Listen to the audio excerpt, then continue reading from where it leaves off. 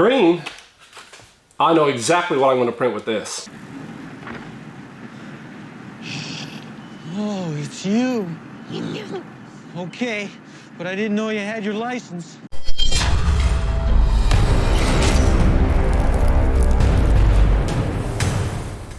Hey, my name is Troy. Welcome to Facility D20. I'm excited today because Duramic sent me some filament to test out. I got some PLA Silk and PLA Plus. We're going to crack this open and get the printing. So this is a pretty standard box, nice packaging, nice and durable. It's got a whole bunch of instructions on here you can read if you like. No studying. And when we open it up, let's see. It's in the vacuum sealed pack, which is always good. You're always looking for that.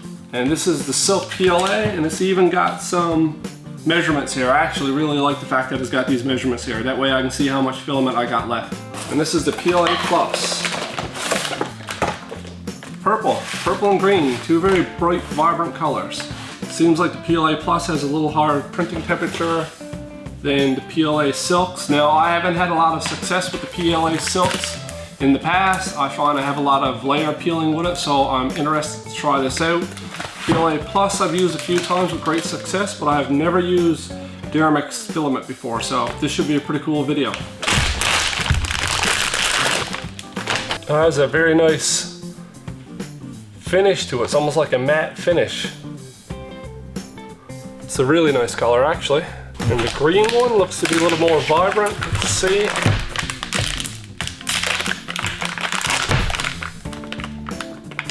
Actually, you know what? I cut that open, but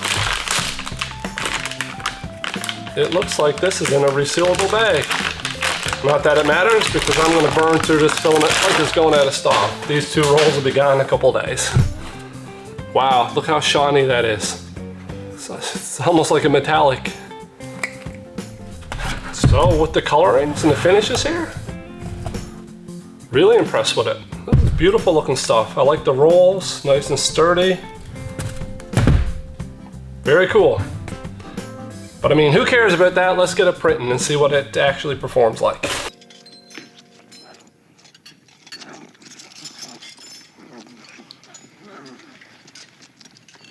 Beckman? Let's appease the algorithm and smash that like button so we can really bust some heads, in the spiritual sense of course.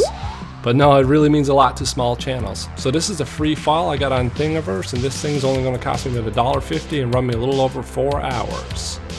I use pretty much standard draft setting quality here to make sure I printed this thing up as fast as possible. But I always like to check the print, and I know this mouse is going to give me trouble.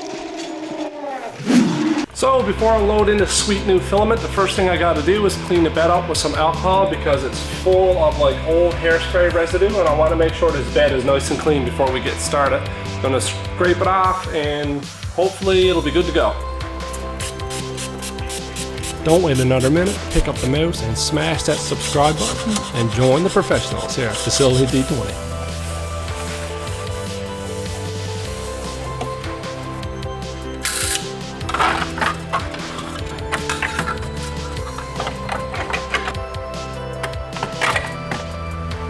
I always like to snip this on an angle. It helps enter the extruder a little better.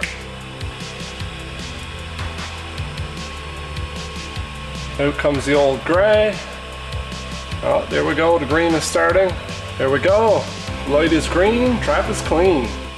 Set your entry grid, neutralize your field, and the light is green, trap is clean. So as you can see here, suggested temperature is between 200 and 220. I always like to print on the low end, so I think I'm going to set it to about 205. Now as always, I am going to add a little bit of hairspray to the bed because I just don't want to risk it. I don't care if this is new filament or not. You can never go wrong with a bit of hairspray. Now let's get this ugly little spud printing. I think he can hear you, Ray. Don't move. It won't hurt you.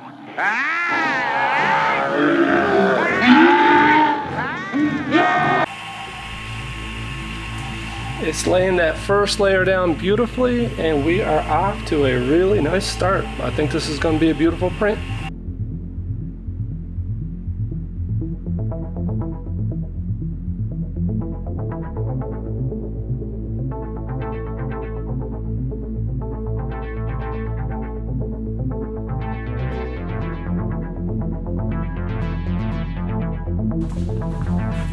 Looks like our green slimer's done. Time to get him off of here, print the purple one up, and then take a look at him.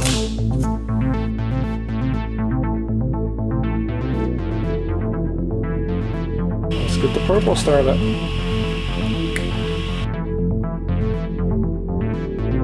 Got to get the green clear and get the purple going. We're going to tune this one up to a little hotter. We're going to try 210.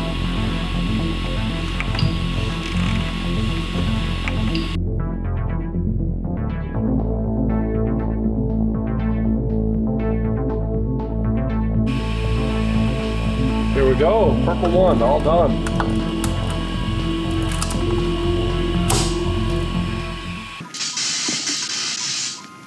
It's in there. Hey. Well, that wasn't such a chore now, was it?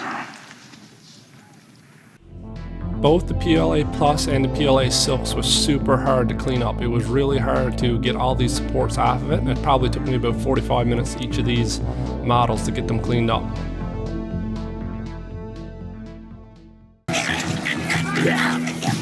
So first up, I just primed everything with a coat of gray acrylic paint.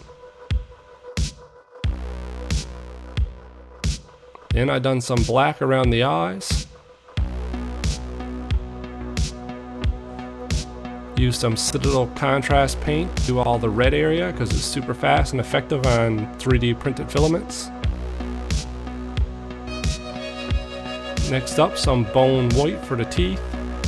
I also highlighted the mouth with some black just to give it a cartoon look. Base coated the teeth black before I started as well. Then a little bit of a white highlight on the teeth just to make it pop a little bit more. Put some white on the eyeballs and dotted them with a little dot of black to finish them off.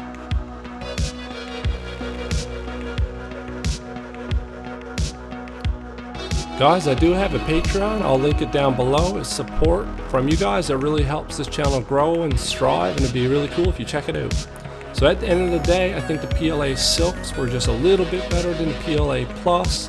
That being said, I really got no complaints about the PLA Plus. Both these filaments, in my opinion, are an excellent buy, but I am highly impressed with the PLA Silks. That one is probably one of the best filaments that I've ever used. Even on this draft quality, this Mini came out like almost perfect. I've got to admit that I'm definitely going to be buying more of this stuff in the future. I think it looks pretty cool in purple too. My kids are going to have a blast with these things. Thanks for watching, guys. I got some more videos on my channel.